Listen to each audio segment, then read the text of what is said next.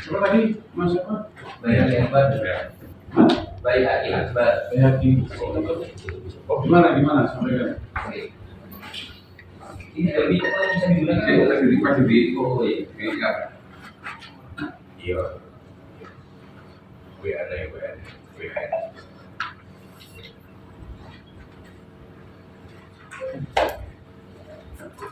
Gimana?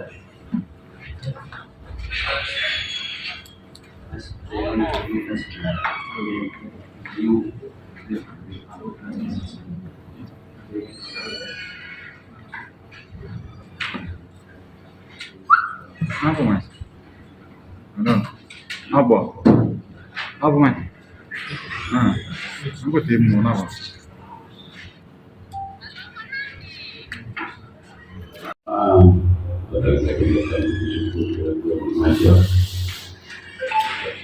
Di sini saya menerima rekan-rekan dari Aliansi Madura Indonesia. Saya mati para bosek, rekan-rekan semuanya. Hari ini mungkin Pak Kepala tidak ada, jadi saya yang menjualkan di sini. Saya menerima sekitar 20 orang untuk menyampaikan beberapa hal di sini. Mungkin saya terima, mungkin nanti saja ada yang perlu disampaikan, monggo disampaikan. Nanti akan kami teruskan kepada pimpinan ataupun kepada instansi yang nanti akan ditunjuk. Silakan. Terima kasih. Assalamualaikum warahmatullahi wabarakatuh.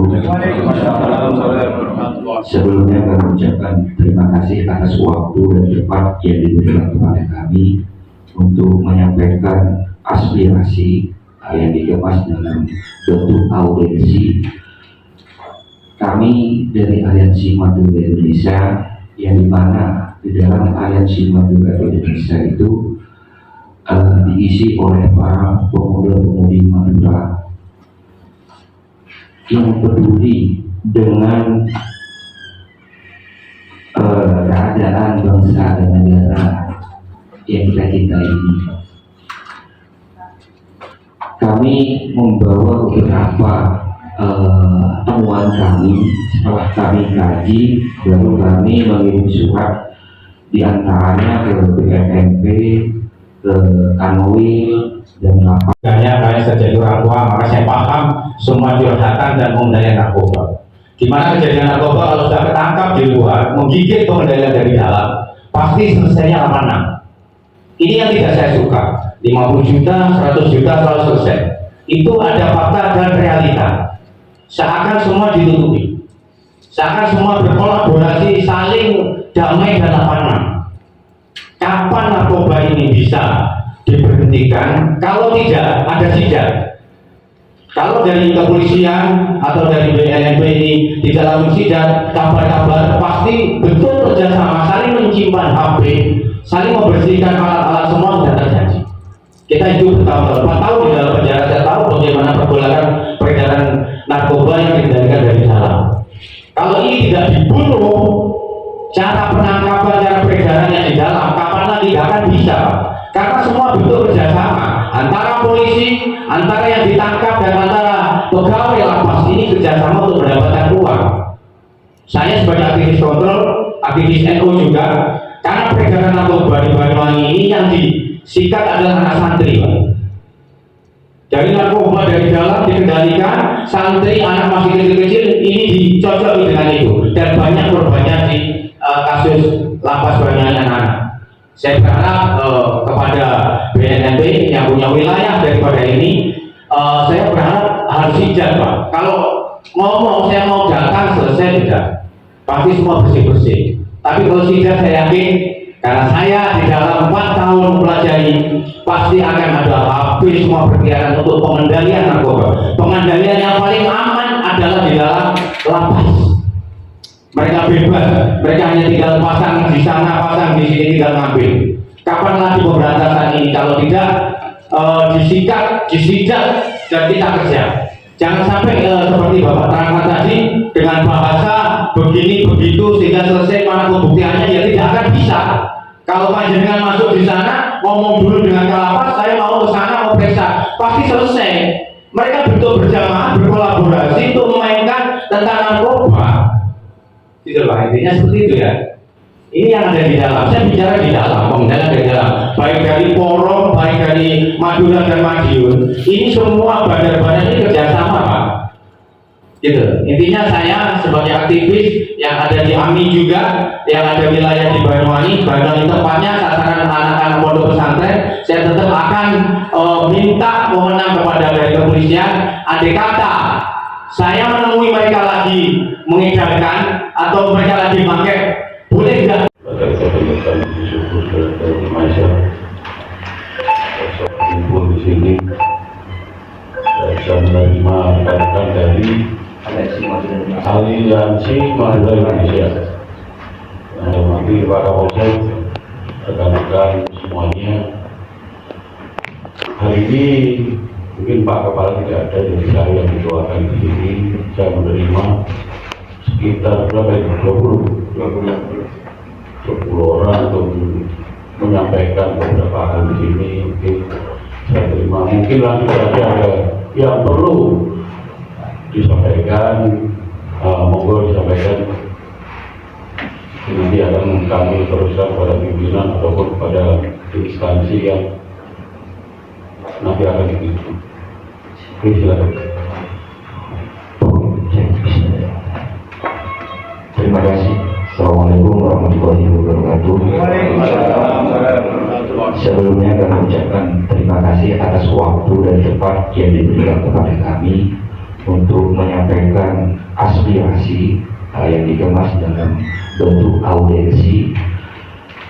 Kami dari Aliansi Madura Indonesia, yang dimana di dalam Aliansi Madura Indonesia itu diisi oleh para pemuda-pemudi Madura yang peduli dengan keadaan bangsa dan negara yang kita cintai ini. Kami membawa beberapa temuan kami. Setelah kami kaji, baru kami mengirim surat, diantaranya ke BNP, ke Kanwil dan lapas terkait. Yang dimana izin komandan, kami menemukan kejadian yang menurut kami sangat mencoreng terkait masalah aturan maupun hukum yang berlaku di negara yang kita cintai ini, Indonesia. Yang dimana ada salah satu lapas yang ada di Jawa Timur, yang notabene lapas tersebut itu seharusnya tidak menjadi tempat peredaran dan penyalahgunaan narkoba, tapi pada faktanya beberapa hari kemarin kami mendapatkan bukti video. Setelah itu kami langsung klarifikasi ke lapas tersebut, dan kami difasilitasi dipertemukan dengan pihak-pihak terkait yang ada di dalam video tersebut. Ternyata berdasarkan kajian dan dugaan kami, ternyata kok nyambung. Ternyata penganiayaan yang dilakukan oleh 2 oknum pada saat itu terhadap 1 oknum yang mempunyai hutang sebesar 62 juta. Ternyata setelah kami dalami, ternyata itu hutang piutang terkait narkoba yang ada di dalam lapas kelas 1 Surabaya yang disebut dengan lapas Porong. Lah, di situ kami terus mendalami. Setelah kami mendalami, ternyata otak penganiayaan tersebut adalah warga negara asing. Saya sebut saja secara vulgar, namanya Medi. Dan sekarang oknum tersebut dipindah entah kemana. Nah, yang pastinya Medi dipindah dari lapas Porong. Dan Medi ini adalah warga negara Iran, memerintahkan 2 oknum narapidana yang biasanya di lapas itu dipanggil dengan julukan BNN, bagian naki-naki. Nah, itu untuk melakukan penganiayaan. Nah, pertanyaan kami, peran BNNP khususnya, peran BNN Provinsi Jawa Timur khususnya untuk melakukan pencegahan penyalahgunaan dan peredaran narkoba di dalam lapas itu perannya seperti apa sih? Biar kami tahu. Karena masih banyak di samping lapas Porong, kami juga mempunyai bukti otentik berupa video, foto, pengakuan terkait adanya transaksional jual beli narkoba di dalam lapas dan rutan yang ada di Jawa Timur. Jadi pertanyaan untuk saat ini kepada pihak BNNP, peran BNNP untuk melakukan pencegahan peredaran dan penyalahgunaan narkoba di dalam lapas seperti apa? Itu, dan terima kasih. Ya, saja. Baik, ya. Terima kasih. Mungkin rekan-rekan perlu penjelasan gimana sih tugas pokok BNN ini dengan peredaran narkoba di seluruh wilayah Indonesia. Jadi peran BNN itu tidak hanya untuk berantas atau mungkin untuk menangkap narkotika, tetap kita juga melakukan penyuluhan, baik penyuluhan, sosialisasi, pencegahan ke seluruh tempat. Makanya ada beberapa kita bikin tuh desa bersinar, sekolah bersinar, lapas bersinar, bersinar narkoba maksudnya kalau bersinar itu. Nah, kalaupun ada informasi-informasi seperti ini, ya kami terima kasih. Selama ini lapas itu bekerja sama dengan kita. Mereka meminta untuk melakukan tes urin pada warga binaan. Mereka hanya minta tolong tenaga kita saja. Karena seluruh lapas di sini ada beberapa lapas di sini. Berapa lapas? 24 dan 24. Jumlah kita itu hanya 80 orang. Itu pun Station ya, kalau dulu masih enak. Sekarang banyak deh. Nah, ini saya punya anak, ya kan, saya punya saudara. Ketika saya ada di tengah-tengah kota yang diselimuti dengan tempat hiburan malam yang identik dengan ya hal-hal negatif, jadi saya minta, termasuk pernah saya sampaikan ke teman BNN Surabaya, jangan hanya melakukan tes urin di diskotik menengah ke bawah. Coba lakukan tes urin di station 360, kolon, dan yang lain-lain. Karena selama ini yang disasar oleh teman-teman BNN Surabaya hanya Paradis, itu kelas kacang semua juga, gitu, ya kan? Kenapa sih yang besar-besar yang harimau beruang itu kok tidak tersentuh? Lah ini membuat hati kami gelisah sebagai warga kota Surabaya yang suku Madura, gitu kan ya. Terima kasih. Assalamualaikum. Kami dari institusi tadi yang berasal dari Banyuwangi bercerita tentang narkoba. Saya paham banget walaupun saya bukan pelaku, karena saya aktivis kontrol yang 3 kali di penjara, jadi saya paham banget. Target narkoba yang di Banyuwangi sebuah terminal besar, karena kita pura daripada Banyuwangi. Kalau kita perjalanan narkoba ini sangat tahu sekali, karena kita hidup di dalam penjara yang sangat mudah pengendalian ini dalam penjara. Saya sebagai presiden Lapas Banyuwangi, saya julukannya hanya jadi orang tua, maka saya paham semua curhatan dan pengendalian narkoba. Di mana kejadian narkoba kalau sudah ketangkap di luar, menggigit pengendalian dari dalam, pasti selesainya 86. Ini yang tidak saya suka. 50 juta, 100 juta selalu selesai. Itu ada fakta dan realita. Seakan semua ditutupi, seakan semua berkolaborasi, saling damai dan 86. Kapan narkoba ini bisa diberhentikan? Kalau tidak ada sidang. Kalau dari kepolisian atau dari BNNP ini tidak langsung sidang, kabar-kabar pasti betul kerjasama, saling menyimpan HP, saling membersihkan alat-alat, semua sudah terjadi. Kita hidup bertahun-tahun, 4 tahun di dalam penjara. Saya tahu bagaimana pergolakan peredaran narkoba yang dikendalikan dari dalam. Kalau ini tidak dibunuh, cara penangkapan, cara peredarannya di dalam, kapan lagi nggak akan bisa, Pak. Karena semua butuh kerjasama antara polisi, antara yang ditangkap dan antara pegawai lapas. Ini kerjasama untuk mendapatkan uang. Saya sebagai aktivis kontrol, aktivis NU juga, karena peredaran narkoba di Banyuwangi ini yang disikat adalah anak santri, Pak. Dari narkoba dari dalam dikendalikan, santri anak masih kecil-kecil ini dicocok dengan itu, dan banyak korbannya di kasus lapas Banyuwangi anak-anak. Saya berharap kepada BNNB yang punya wilayah daripada ini, saya berharap harus hijab, Pak. Kalau ngomong saya mau datang selesai sudah, pasti semua bersih-bersih. Tapi kalau sidang saya yakin, karena saya di dalam 4 tahun mempelajari, pasti akan ada habis semua pikiran untuk pengendalian narkoba. Pengendalian yang paling aman adalah di dalam lapas. Mereka bebas, mereka hanya tinggal pasang di sana, pasang di sini, tinggal ngambil. Kapan lagi pemberantasan ini kalau tidak disikat, disidak, dan kita kerja? Jangan sampai seperti Bapak terangkan tadi dengan bahasa begini begitu sehingga selesai, mana pembuktiannya, ya tidak akan bisa.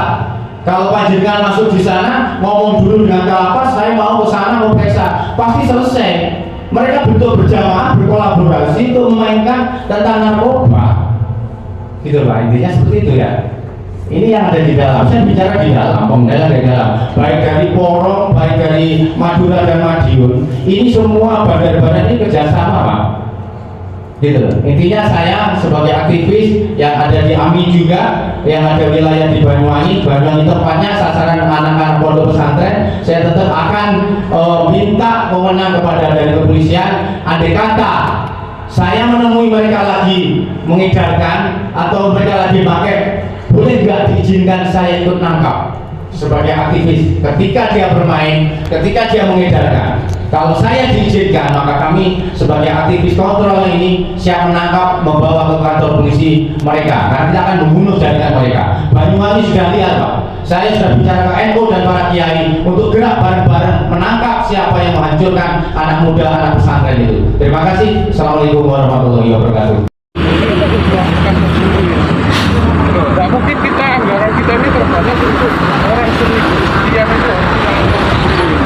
Ya dan nanti kita di dalam saya paparkan karena saya juga mantan napi, jadi saya tahu perlu di dalam lapas dan tahanan yang ada di Jawa Timur. Perwakilan saja. Ya. Perwakilan berapa orang? Perwakilan berapa orang? 5 orang. Hah? Seperti yang kami sampaikan. Perwakilan 20 gimana sih? Yang datang berapa orang? 40.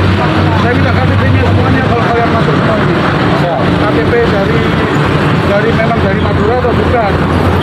Itu dari Surabaya deh. Tidak Madura semua? Iya, Aliansi Madura Indonesia. Ya kan, kami adalah generasi Madura, ya kan, yang di mana ada di bawah payung hukum organisasi Aliansi Madura Indonesia. KTP kami ada yang dari Surabaya, ada yang dari Madura, ada yang dari mana ya. Jadi selagi itu ada mengalir darah Madura, itu adalah keluarga besar kami. Siap. Nah, itu dari Sidoarjo beliau ya. Di Sumeneb. Suratnya mana? Kenapa? Assalamualaikum, selamat siang Pak Ketum. Agendanya apa di kantor BNN Provinsi Jawa Timur siang ini? Terima kasih rekan-rekan media bahwa hari ini Aliansi Madura Indonesia datang ke BNN Provinsi Jawa Timur untuk melakukan audiensi terkait maraknya dugaan lapas dan rutan Jawa Timur dijadikan sarang peredaran narkoba. Jadi kami minta kepada BNN, komitmennya BNN untuk ayo terus melawan pergerakan narkoba khususnya yang ada di Jawa Timur. Mungkin Pak Ketua DPD Aliansi Madura Indonesia yang bisa menyampaikan lebih jelasnya. Oh, saya bicara tentang pengalaman di dalam penjara. Saya 3 kali di penjara, saya tahu banget tentang peredaran yang ada di dalam. Karena apa? Peredaran di dalam ini sangat aman. Mereka memakai juga sangat aman. Karena apa? Bentuk kerjasama daripada pihak pegawai lapas dan para bandar-bandar, sehingga dia bisa mengendalikan peredaran narkoba yang ada di luar. Saya berharap kepada kiai-kiai, para gus, jangan diam di pondok saja. Jadi anak pondok hari ini diserang oleh peredaran narkoba. Banyak di penjara, anak-anak yang masih di bawah umur kena serangan narkoba dan masuk penjara gara-gara itu. Saya sebagai aktivis kontrol yang ada di AMI, terutama saya aktivis NO juga yang ada di Banyuwangi ini, saya berharap kepada Kiai untuk hati-hati mengendalikan para santri, karena hari ini targetnya adalah santri yang ada di pondok yang masih kecil-kecil, masih bocah-bocah, dikai obat-obatan dan narkoba. Saya tadi bersama AMI beraudensi sebelum kita demo, menyampaikan undang-undang kita, penemuan kita, baik ada di dalam lapas atau di luar lapas, bahwa BNNP harus tegas, Kapolri harus tegas memberantas narkoba ini, karena memang jaringan narkoba ini sangat sulit, sangat susah untuk diberantas, karena ada apa? Permainan oknum daripada hukum yang bekerja sama dengan para bandar. Saya berharap mari kita jaga kekuatan iman kita agar kita tidak bisa menjadi terprovokasi oleh uang-uang yang tidak benar. Jaga keluarga Anda, siapapun yang ada di situ, baik masyarakat, bandar narkoba atau orang-orang hukum yang bermain melindungi para bandar. Jaga hati Anda untuk tidak menerima uang daripada yang tidak halal itu. Terima kasih. Assalamualaikum warahmatullahi wabarakatuh. Jatim sangar. Narkoba. Salam sebut hati. Amin. Jaya.